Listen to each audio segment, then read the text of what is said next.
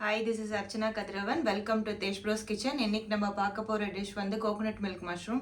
அதுக்கு தேவையான இன்கிரியன்ஸ் என்னன்னு பார்த்துடலாம். மஷ்ரூம் ஒரு பாக்ஸ் ஃபுல்லாக எடுத்து இந்த மாதிரி கட் பண்ணி ஒரு பவுலில் போட்டு வச்சுருக்கேன். ஒரு பெரிய ஆனியன் எடுத்து இந்த மாதிரி சாப் பண்ணி வச்சுருக்கேன். ஒரு டொமேட்டோ எடுத்து கட் பண்ணி வச்சுருக்கேன்.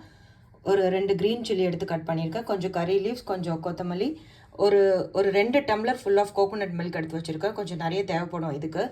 ஒரு 1/2 spoon turmeric powder, 1 spoon chilli powder, 1 spoon தனியா பவுடர், ஒரு 2 ஸ்பூன் கடுகு, சால்ட் வந்து நம்ம தேவையான அளவுக்கு ஆட் பண்ணிக்கலாம். இப்போ நம்ம ஸ்டார்ட் பண்ணலாம். இப்போ மஷ்ரூம் இந்த மாதிரி போட்டு வச்சுக்கலாம். இது கூட வந்து டொமேட்டோ, ஆனியன், கொஞ்சம் கறி லீவ்ஸ், கொத்தமல்லி ஆட் பண்ணிவிட்டு நான் உங்களுக்கு காட்டுறேன். இந்த மஷ்ரூம்லேயே நம்ம ஆனியன், டொமேட்டோ, சில்லி, கருவேப்பிலை, கொத்தமல்லி எல்லாம் போட்டு வச்சுட்டோம். இதோடு வந்து நம்ம சில்லி பவுடர், தனியா பவுடர், டர்மரிக் பவுடர், சால்ட் ஒரு ஸ்பூன் ஆட் பண்ண போகிறோம்.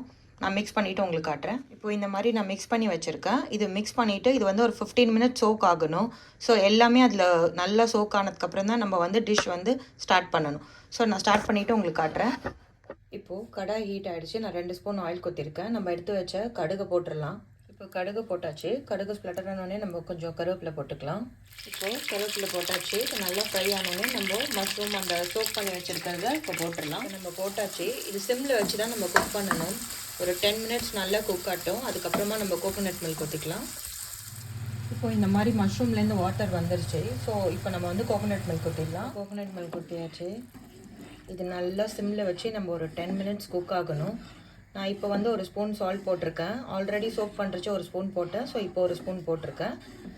இது நல்லா குக் ஆனோடனே நான் உங்களுக்கு காட்டுறேன். இப்போ இது நல்லா குக் ஆகிடுச்சு. கொஞ்சம் கொத்தமல்லி போட்டுக்கலாம்.